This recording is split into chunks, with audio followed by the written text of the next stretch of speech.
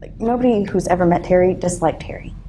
He's a good guy, you know? I mean, he's honest, he's upfront. He was an exuberant and fun-loving person from the time he was born. Almost from the time he could speak, he said, "I'm going to be an airplane pilot when I grow up." And he never diverted from that. He never wanted to be a lawyer or a firefighter or anything other than an airplane pilot. He had a lot of friends. He was extremely loyal to his friends. Terry was a fun-loving guy. Anybody that ever met him couldn't help but smile. He seemed to love life. And you always had a good time around Terry.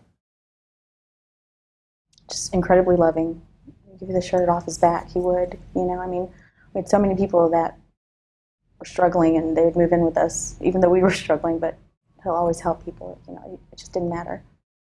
He never seemed depressed.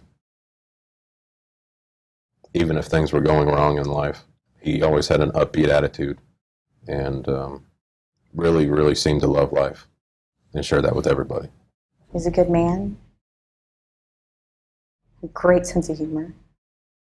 I think anybody you ever talk to always has a funny Terry story. He's a great father. I never questioned whether or not he loved me. I never felt odd or out of place around him. Whenever my dad would introduce me, he would never introduce me as his stepdaughter or, you know, Autumn's kid. You know, he'd always say, you know, this is my daughter. And if somebody ever was like, oh, she's your stepkid, you know, he would correct them on the spot and tell them I was his. I felt like he was my dad. He was my dad.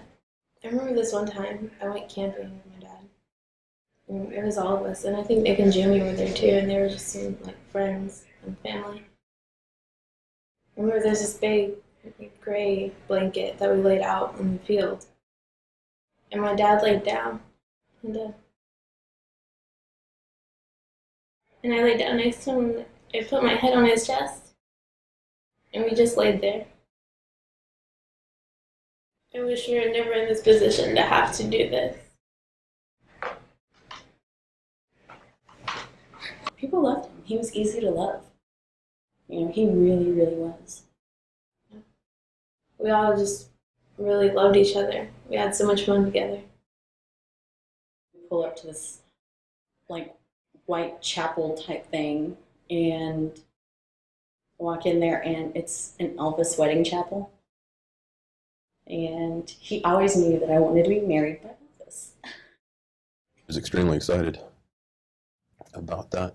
It was a new phase of life for him, so he was looking forward to it, getting back on track.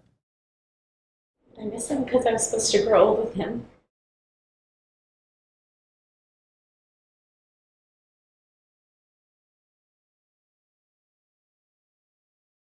I miss the one man that could take my most stressful day and make me feel, really, really feel like it was going to be okay. It's just not that big a deal. And to have somebody who looks at you, and when they look at you, and you can see how much they love you, you miss that.